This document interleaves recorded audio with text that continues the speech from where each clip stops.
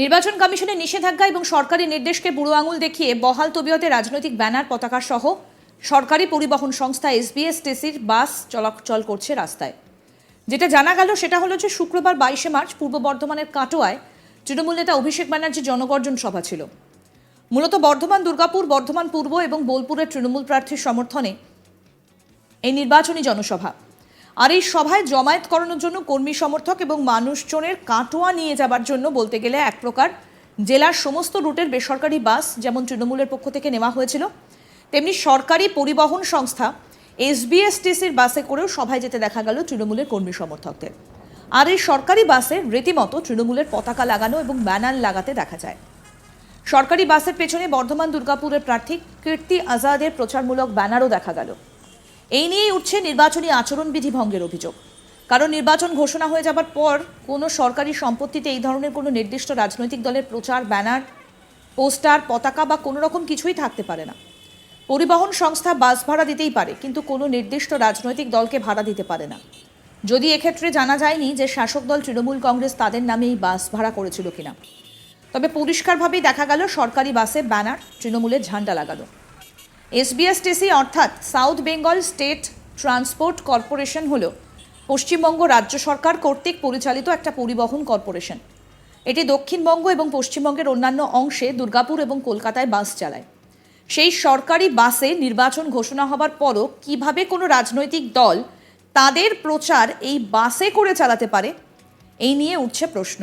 শুধু তাই নয়, সাধারণ যে সরকারি নির্দেশ রয়েছে, বিধিনিষেধ রয়েছে, সেগুলোও কিন্তু এদিন ভঙ্গ হতে দেখা গিয়েছে। বাসের ছাদে লোক ওঠা একদমই বন্ধ করে দিয়েছে প্রশাসন। সেই জায়গায় কিন্তু এদিন দেখা গেল কর্মী সমর্থকদের বাসে করে যখন তারা যাচ্ছিল, তখন বাসের ছাদে ভিড় করে রীতিমতো তৃণমূলের ঝান্ডা নিয়ে যেতে। এই বিষয়ে নির্বাচনী আচরণবিধি ভঙ্গের অভিযোগ তুলে সরব হয়েছে বিজেপি, যদিও সমস্ত অভিযোগ নস্যাৎ করে দিয়েছে তৃণমূল কংগ্রেস।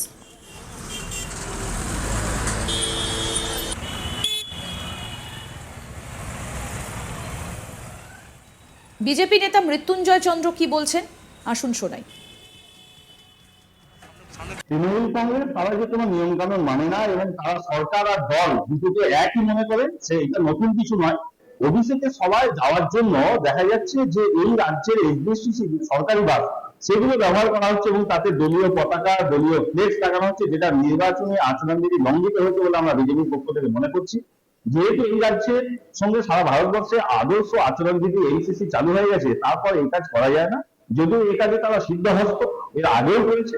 নির্বাচন কমিশনের নিজস্ব কোনো প্রতিনিধি নেই, এই রাজ্যেরই শাসক দলের কর্মচারীরা এখন নির্বাচন কমিশনের কার্যকর্তা হিসেবে কাজ করছে। তাই তারা কোথাও যেন তৃণমূল কংগ্রেসকে এক্সট্রা সুবিধা দিচ্ছে বলে আমরা বিজেপির পক্ষ থেকে মনে করছি। এই ধরনের ঘটনা যাতে না হয় সেটাও দেখতে হবে, কারণ এই রাজ্যের যে পরিবহন ব্যবস্থা সেটা এমনি বেহাল অবস্থা। যথেষ্ট বাস কিন্তু রাস্তাঘাটে নেই, তারপরে তারা সরকারি বাসকে নিচ্ছে, কারণ এইটায় তাদের পয়সা কোথাও সাশ্রয় হচ্ছে। তাদের উচিত যে বিভিন্ন যে ট্রাভেলিং সংস্থা আছে তাদের কাছ থেকে বাস নিয়ে তারা দলীয় কার্যক্রম করতে পারে। আসলে ট্রাভেলিং এর কাছ থেকে বাস নিয়ে পয়সা দিতে হবে, কারণ সাধারণ মানুষ এখন আর তৃণমূলের সঙ্গে নেই, তারা তাদেরকে বিনা পয়সায় বাস দেবে না। তাই সরকারি বাসগুলোকে ফ্রিতে তারা ব্যবহার করছে দলীয় কাজে। এটা সম্পূর্ণভাবে বেআইনি এবং এর আইনত যাতে ব্যবস্থা নেওয়া হয় তার জন্য আমরা বিজেপির পক্ষ থেকে আবেদন করব নির্বাচন কমিশনের আধিকারিকদের। তৃণমূলের তরফ থেকে কি বক্তব্য শোনাবো, কি বলছেন তৃণমূল মুখপাত্র প্রসেনজিৎ দাস। প্রথমত, তৃণমূল কংগ্রেস নির্বাচনী আচরণ বিধি কোথাও লঙ্ঘন করেনি আর করবেও না। সরকারি বাস নেওয়ার তো কোনো প্রশ্নই নেই, কারণ এটা তৃণমূল কংগ্রেসের সভা ছিল, তো সেখানে সরকারি বাসের তো কোনো প্রশ্নই নেই। আর কেউ যদি কোথাও এ ধরনের খবর বাজারে মন গড়া তৈরি করে, সেটা তাদের ব্যাপার, কারণ তৃণমূল কংগ্রেস কোনো সরকারি বাসকে এই সভায় ব্যবহার করেনি।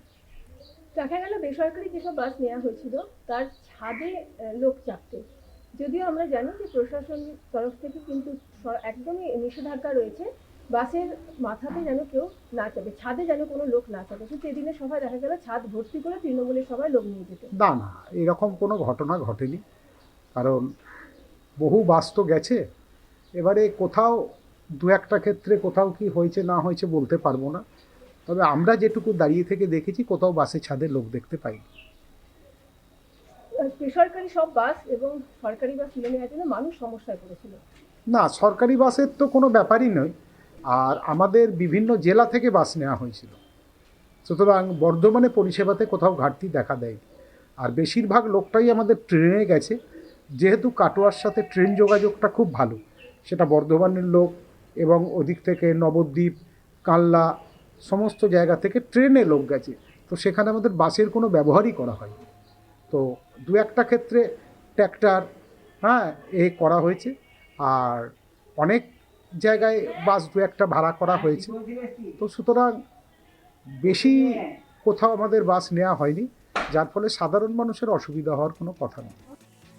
আমাদের প্রতিনিধি সুজাতা মেহরা কি প্রতিবেদন তুলে ধরলেন, আসুন শোনাই। পূর্ব বর্ধমান জেলার কাটোয়ায় অভিষেক ব্যানার্জির জনগর্জন সভা, এক প্রকারে নির্বাচনী জনসভা, যেখানে প্রার্থীদের সমর্থনে এই সভা করেছিল বর্ধমান দুর্গাপুরের যে প্রার্থী রয়েছে এবং বর্ধমান পূর্বের যে প্রার্থী রয়েছে তৃণমূল কংগ্রেসের, এবং বোলপুরে যিনি তৃণমূল কংগ্রেসের প্রার্থী রয়েছেন। এই তিনটি লোকসভা কেন্দ্রের তৃণমূলের প্রার্থীদের সমর্থনে কিন্তু এদিনকে জনসভার আয়োজন করা হয়েছিল তৃণমূল কংগ্রেসের পক্ষ থেকে। কাটোয়ার এই যে স্টেডিয়াম ময়দানে যে জনসভা হয়, সেই জনসভায় পূর্ব বর্ধমান জেলার বিভিন্ন জায়গা থেকে কিন্তু কর্মী সমর্থকরা পৌঁছেছিল। এই যে কর্মী সমর্থকদের নিয়ে যাওয়ার জন্য যেসব বাস নিয়ে যাওয়া হয়েছিল, সেই বাসের মধ্যে কিন্তু ছিল যেমন বেসরকারি বাস, সেরকমই কিন্তু ছিল সরকারি পরিবহন যে সংস্থা রয়েছে SBSTC, সেই বাসে করেও কিন্তু কর্মী সমর্থকরা সেখানে গেছিলেন।